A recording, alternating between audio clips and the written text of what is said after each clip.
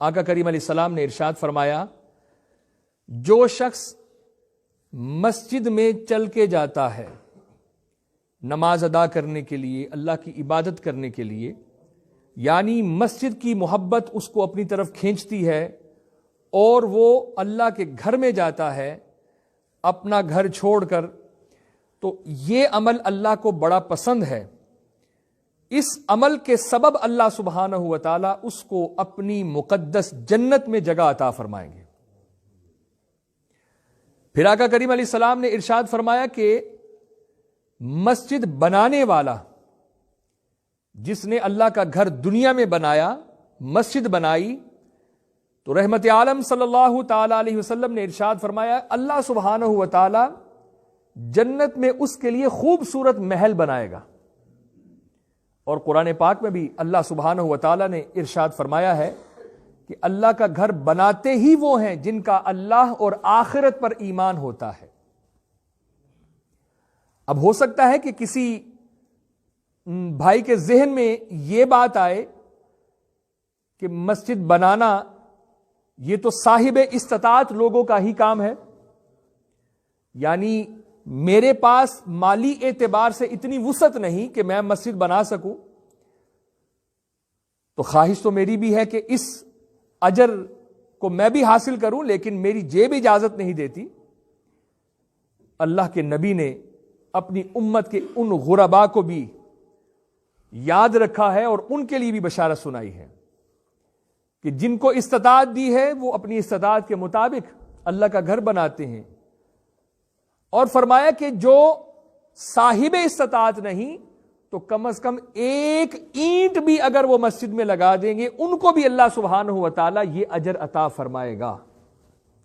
یعنی ان کے لیے بھی یہ خوشخبری ہے کہ اللہ تعالیٰ ان کو بھی جنت کے اندر ایک گھر عطا فرمائے گا۔ اللہ اکبر کبیرہ۔ یہ مسجد کی نسبت سے ہی اللہ کے یہ قرب ہیں، اللہ کی یہ رحمتیں ہیں جو ایسے شخص کو عطا ہوں گی جو ان اعمال کو اپنانے والا ہوگا۔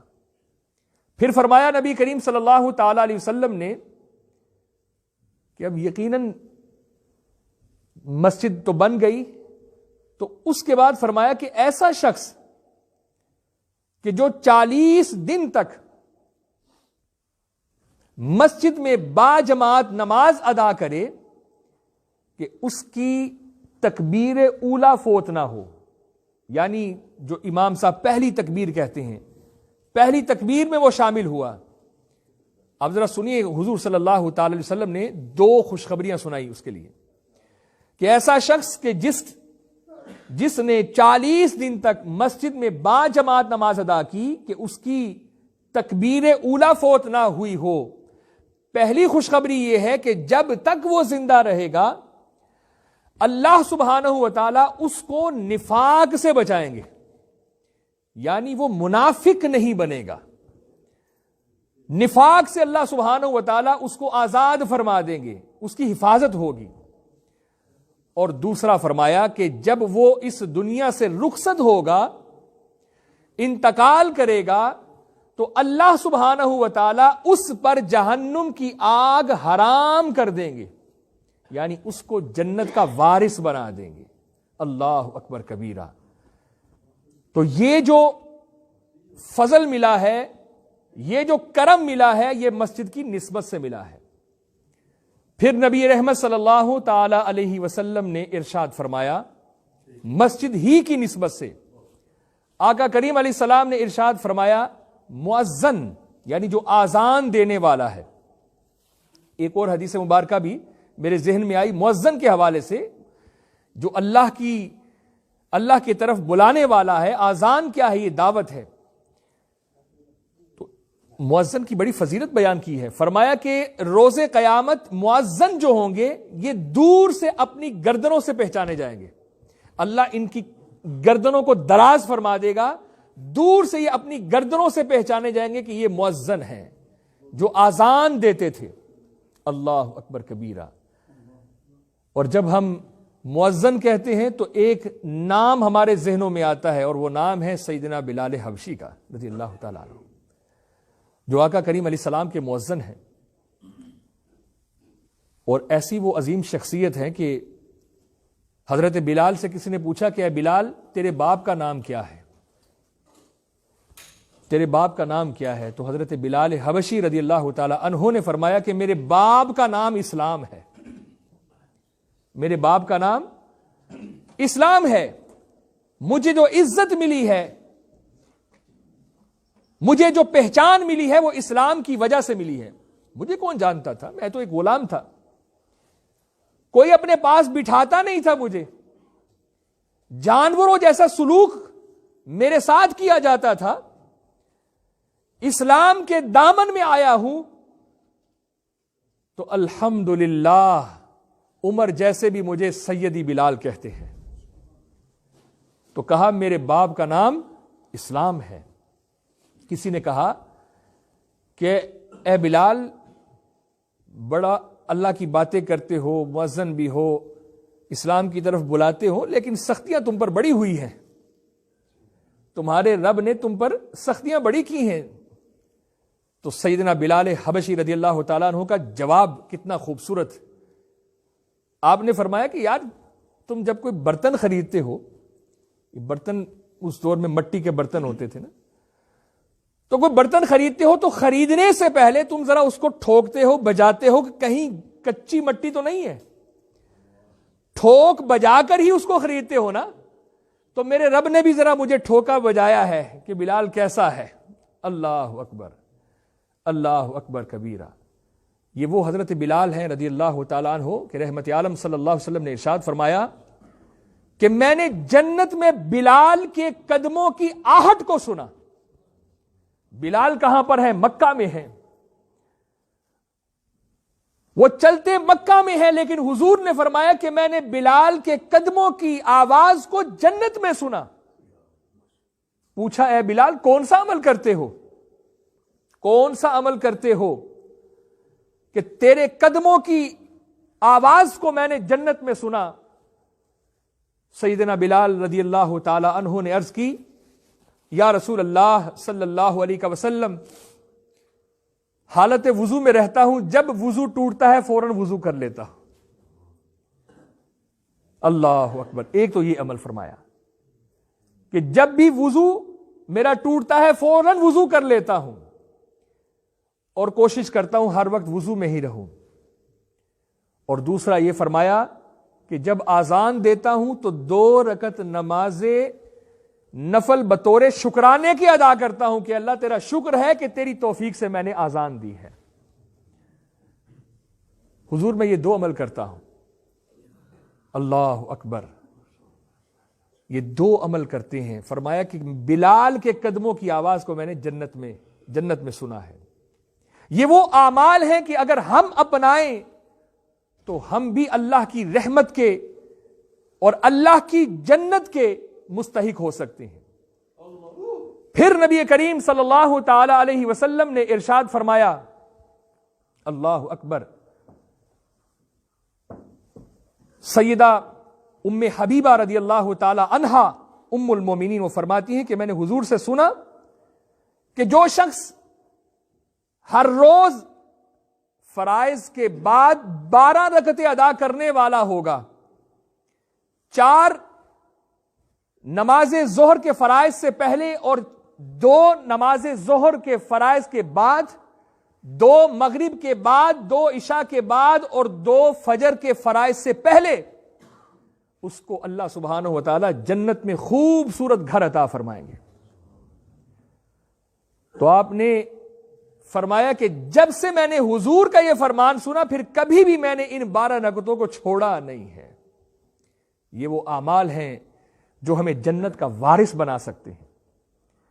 رحمت عالم صلی اللہ تعالی علیہ وسلم نے پھر ارشاد فرمایا کہ قیامت کا دن ہوگا، اللہ سبحانہ و تعالی اعلان فرمائیں گے کہاں ہے میرے پڑوسی، ان کو لے کے آؤ، میرے پڑوسیوں کو لے کے آؤ۔